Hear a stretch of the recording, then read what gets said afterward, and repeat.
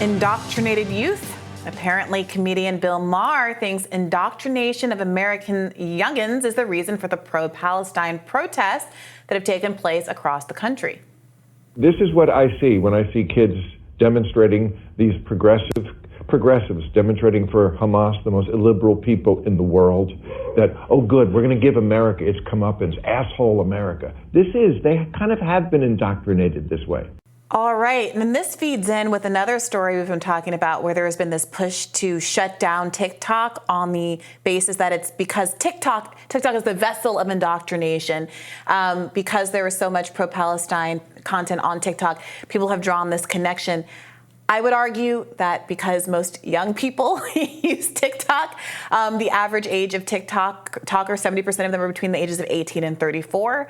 Not so coincidentally, between the ages of 13 and 34 is the bracket of people who have more sympathy with Palestinians than Israelis. That number has actually flipped since October 7th. It used to be that even among young people there was more sympathy for Israel. But I would say it's not that TikTok is polluting people's minds. I think that you see on all social media accounts visions of horror coming out of the Gaza Strip that are radically changing people's position, not in favor of Hamas, as Bill Maher so dishonestly and disingenuously put it there, but in favor of simply stopping the carnage. Sure, a couple things. First of all, I think the argument against TikTok that people are making is specifically that China, the Chinese, who can have influence over the app, are promoting pro-Palestinian narratives to make American society more bitterly divided and internally fighting. Just like the Russians reminded us that racism existed, and that's why Donald Trump won. All right, well, I can't naively shake up, given how pervasive the American government's efforts to manipulate the content on social media have been exposed to have been, I certainly can't discount the possibility that China, a government with far easier access to this social media app, was doing the same thing. So I think that's plausible.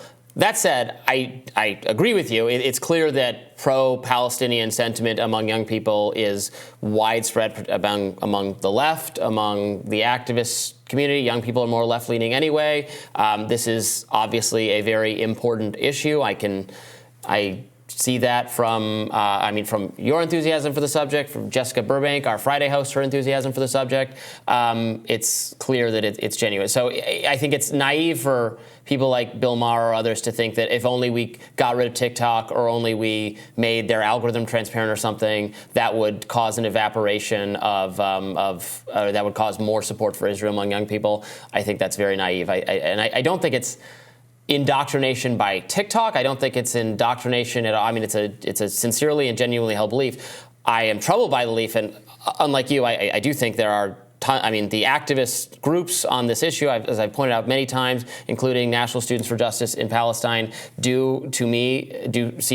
at least endorse Hamas's activities on October 7th. I don't know that they endorse the organization itself, and I think there's far too much sympathy for, covering for, and endorsement of terrorist activity among young pro-Palestinian activists in America, but that's their right. Yeah, it's really incredible how so many folks like Bill Maher, like Josh Hawley, who have kind of positioned themselves as not being afraid of speech, of wanting a maximalist speech approach, saying that we need to be able to have debate, have been so quick to be among the most authoritarian people in our society as they give commentary, saying that the real problem is TikTok. Josh Hawley has called for a ban on TikTok specifically over what he describes as anti-Israel content. I mean, can you imagine a world where, because Elon Musk has articulated his own political values and has made censorship decisions on the app that are conservative in nature. Obviously, he just got back from his meeting with Netanyahu and said that he's going to ban the statement from the river to the sea as a terrorist statement. Can you imagine if the powers that be said, oh, we now have to ban TikTok because we don't like the ban Twitter because we don't like the ideological persuasion that Elon has taken of late? It's a pretty dramatic move. This is important, though. Josh Hawley is actually being entirely consistent. I disagree with him, but he has for a long period of time, he is not a, I would say, like a free speech Republican. He has wanted to break up the tech companies since before he got to Congress. He is he's a not part of the libertarian. I mean, he's feuded with Rand Paul on this subject a number of times. He is part of the NatCon right, not the libertarian right.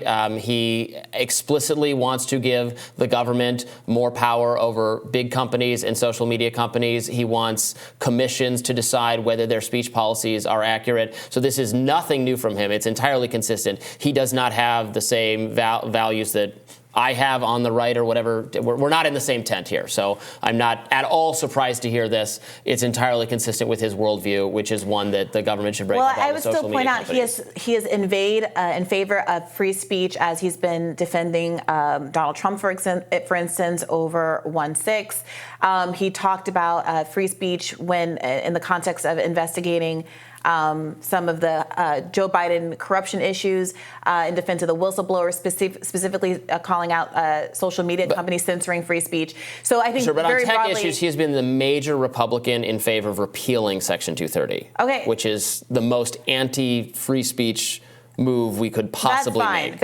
But if you're sitting around saying things like, quote, the Biden administration systematically, not accidentally, tried to shut down Americans' free speech on elections, COVID, Hunter Biden, and more, and you're turning around and saying ban an entire app, I'm going to characterize that as a fundamental inconsistency. But I do take your point.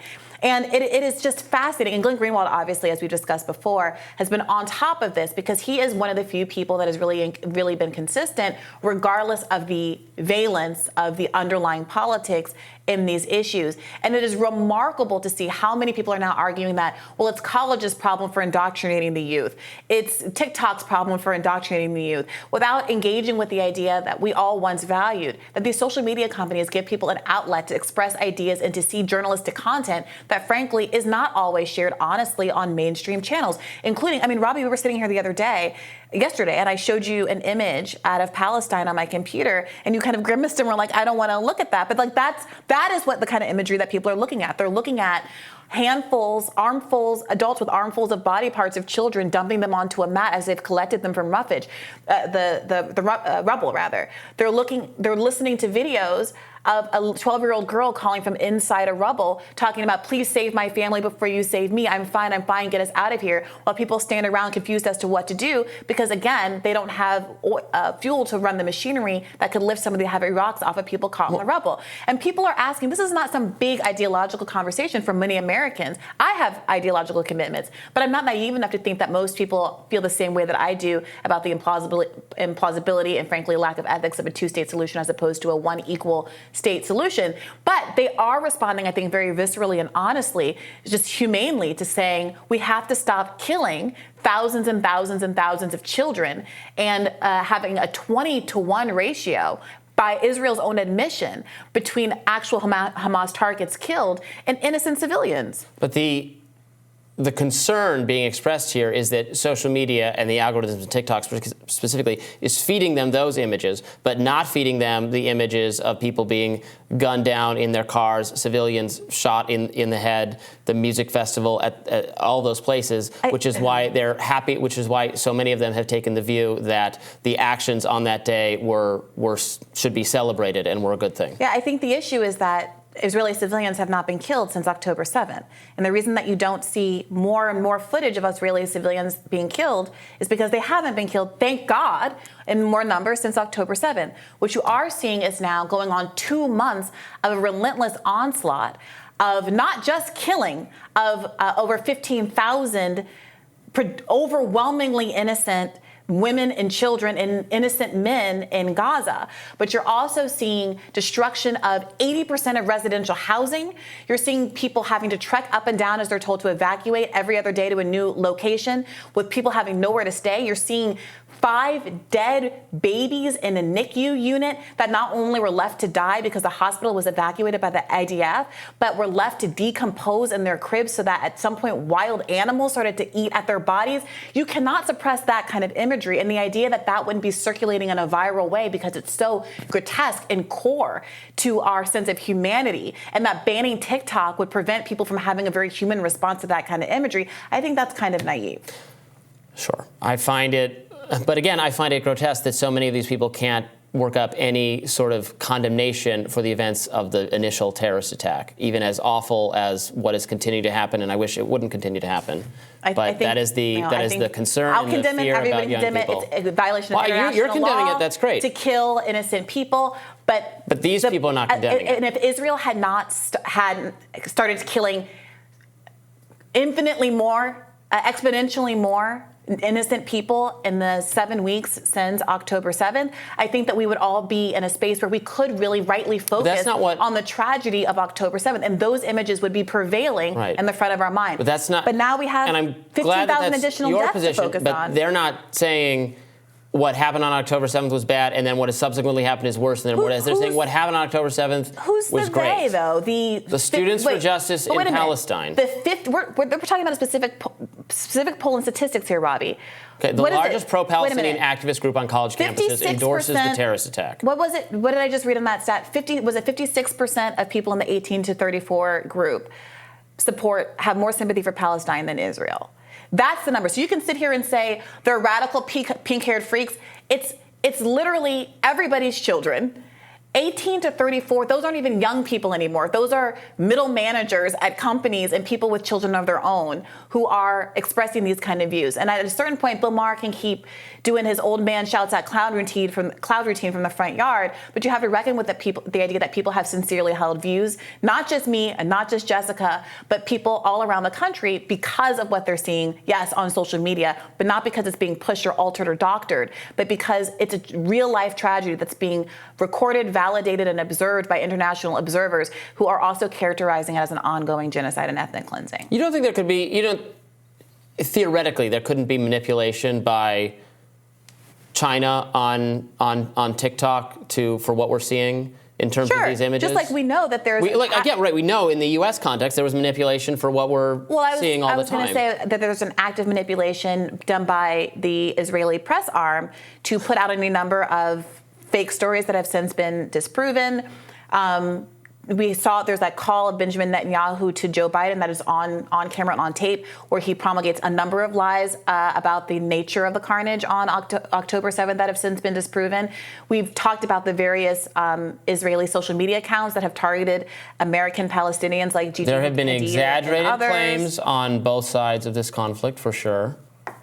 We've seen the mainstream media pick up and run with claims of a command center underneath Al-Shifa Hospital, which was abandoned, and now they've moved on to other claims that they can try to substantiate, but what ends up happening is the claim goes around the world twice before the truth is refuted, and now there's still people walking around to this day, as we know, who repeatedly put forward this idea that there were 40 beheaded babies. And again, so yes, of course, there's media manipulation, but I'm not going to... I keep seeing images on my social media feed of bodies of victims and then you check the community note, and it's not even an image from this conflict. It's from an earthquake in Syria or something from years ago. Yeah, I did see that one Israeli spokesperson using a rape from another crisis to justify. So that, of course, does happen. Okay, and I've seen the pro-Palestinian people, some of whom you've cited on this show, with those images that referring to them as Palestinian deaths from Israel that are not happening here. Let's just be clear, Robby. Do you think that 15,000 people haven't died in Gaza?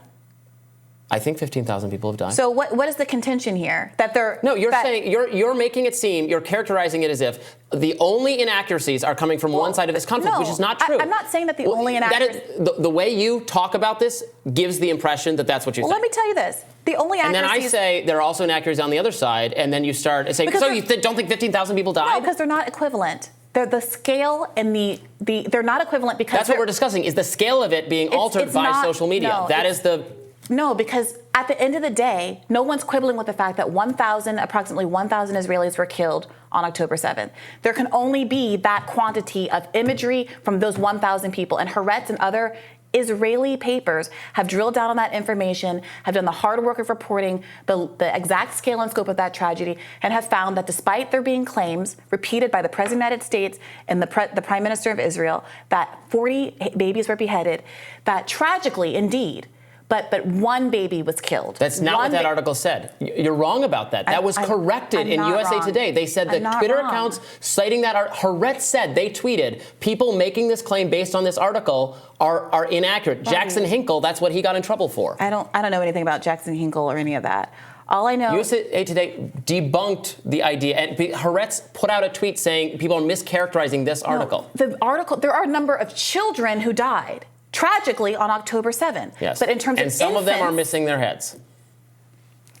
All right. I think what is particularly gruesome is that, as we've spoken in this conversation, who knows how many more Palestinians have died, but they have died. And it seems like there is no amount of acknowledgement of the tragedy of October 7th that can get some people to recognize that we might be sincerely invested in doing anything possible to stop child death happening as we speak in Gaza with 200-pound American bombs that we are sending to a country who gets more national security welfare money from the United States of America than any other country in the world, despite being one of the wealthiest countries in the world with the highest standard of living. That's the issue. I have no interest in diminishing the horror of October 7th for the innocent people who were attacked in a contradiction of a violation of international law. But I'm not going to, as a genocide is unfolding, continue to focus disproportionately on those lives when there's an opportunity and a news value in covering the ongoing carnage. That's the issue. And that's what's happening on Twitter and TikTok and every other website is new images of an unfolding horror. And that is not at all a detraction from the innocent lives that were lost on October 7th. It just isn't. What is a detraction from the contemporary lives that are being lost is having to both sides 50-50 every conversation about the loss of life. Because it is not 50-50, and it hasn't been 50-50 since about one day after October 7th. There was celebration of it. You're right, there wasn't both siding of it. There was endorsement of it. And that's what I find so appalling about the state of the activist left on college campuses. This isn't a conversation about. Well, it was a conversation about what young people think on this issue. Young people. I hate to break it to you, but most 34-year-olds are not in college. The most active group on this issue takes that position. Black Lives Matter took this position. The Democratic Socialists took this position. Do you think the people who politically active young people endorse Hamas? Do you think the people who are leading Jewish Voice for Peace are 18-year-olds on college campuses? I called out specific groups. Do you think and I said that the what people they, who organized Not in Our Name and JVP doing these enormous events in Grand Central Station were college kids? Well, look, I've talked to those groups. I've interviewed them on my show. I've talked to them about their strategy. I've talked to them about their beliefs and their faith and what leads them to want to do this kind of activism. And I implore everyone else to do the same and listen to them from their horse's mouth. Because right now, as we talk also, our own Congress is trying to say that their Jewish activism is anti-Semitism because anti-Zionism is anti-Semitism. That's the most recent resolution they're trying to pass. And they're trying to, people like Josh Hawley are trying to ban TikTok. And they're trying to, they've banned SJP from these Florida schools. Ron DeSantis did that. And there's an authoritarian pogrom against people who have different kinds of beliefs across the world. So if your focus is that somebody somewhere in the wake of October 7th said something that you think unfairly and wrongly endorses the murder of civilians, you have that right. But I'm sorry, I cannot stay in that space while so much else is going on. I just cannot. We can't. I don't want to just call out, but I feel like I do call out statements that are made by Israeli officials that I don't support. I don't support a lot of what they're doing. I don't support giving them money regardless.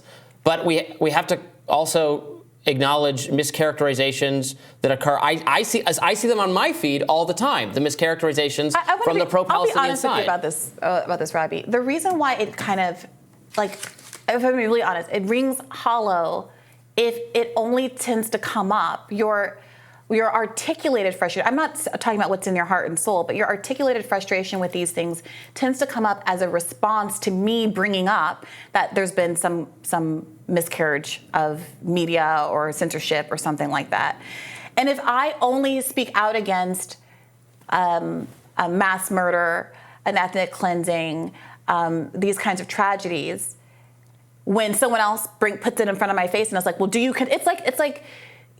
it feels empty. I don't know. It feels like, is this something that you're really focused on, motivated by prioritizing?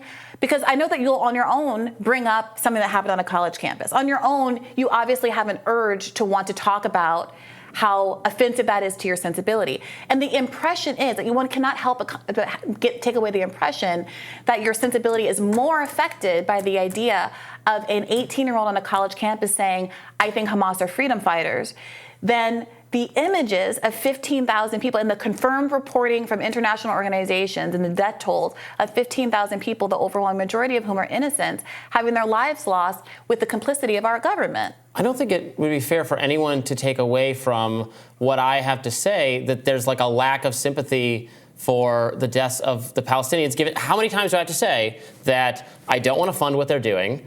I wish they would not do what they're doing. I don't think there's any hope for this situation to stop, given that Israel has total support for doing this. Their government wants to do it, and Hamas wants a fight and has no intention of surrendering or ending this conflict. And the people of Palestine, to the extent they have any political will, essentially support violence against Israel. So there's going to be this battle, and it's going to happen, and it's terrible to watch, and I wish it wouldn't. I wish they would accept some kind of Western liberal democracy, multi-state, whatever solution. I hope everyone can get their own state. I'm for individual freedom and not being trod over or oppressed. That's just totally naive, given what the two sides in the conflict actually want. Yeah, well, there's an absence of, even if you think that something is unlikely or even futile because of the state of the world and public opinion in various parts of the world. I'm just explaining to you what I think the observation is. Statements of what you think would be morally correct is what's missing. Okay, I think it'd be morally correct for... But wait a minute, I got to say that I do sometimes think that the libertarian perspective, which focuses so specifically on what is getting funded, does a really neat in-run around ever having to take a position on what kind of justice requires. And when we're talking about an international law framework, it's not just about, well, America's not funding it anymore, so who cares? We're members of an international community. Whether or not you think those organizations do a good job or not, the International Court of Justice, the UN, whatever it is, have a responsibility to make those kind of determinations about the ethics and morals of the world we want to live in, not just should everybody stop funding something. And I do think that's part of why there's this dissonance. Well, it's very easy to affirm that ideally, what should happen is the Israelis should stop bothering the Palestinians, and the Palestinians should stop bothering the Israelis. Well, but they want to bother each other.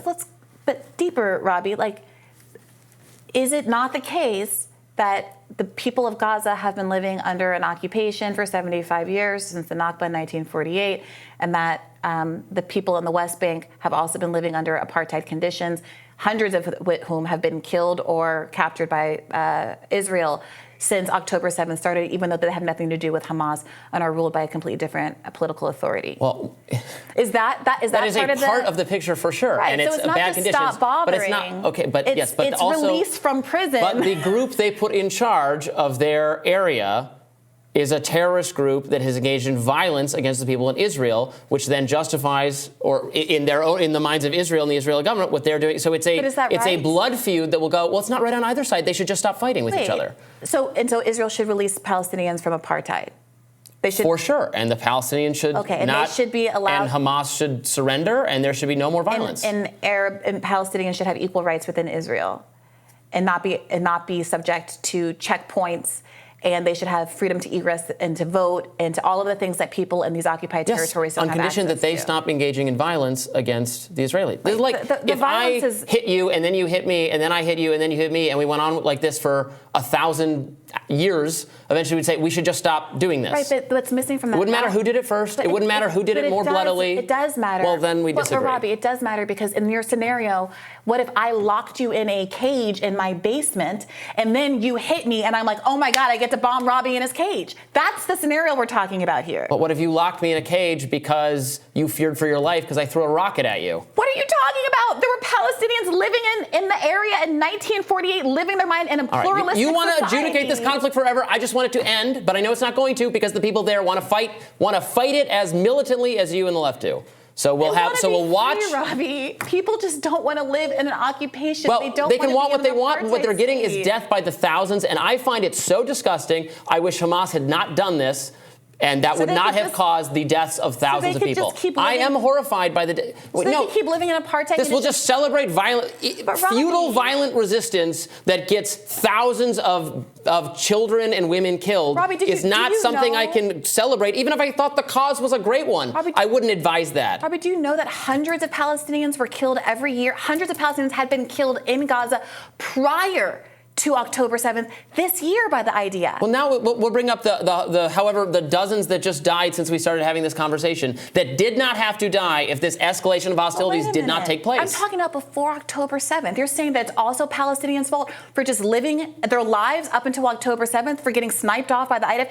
The Great March of Return in 2018. They tried to peacefully protest. Palestinians' fault. But they tried to peacefully protest by just walking next to the wall and saying, we want to end the liberation.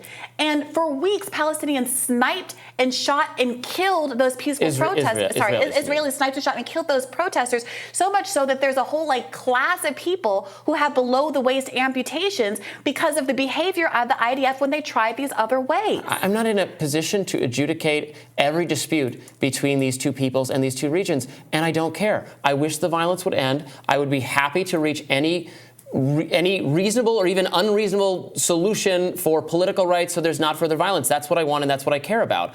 And unfortunately, I don't think that's going to be the case for the reasons I've discussed. But I share the same goals you do.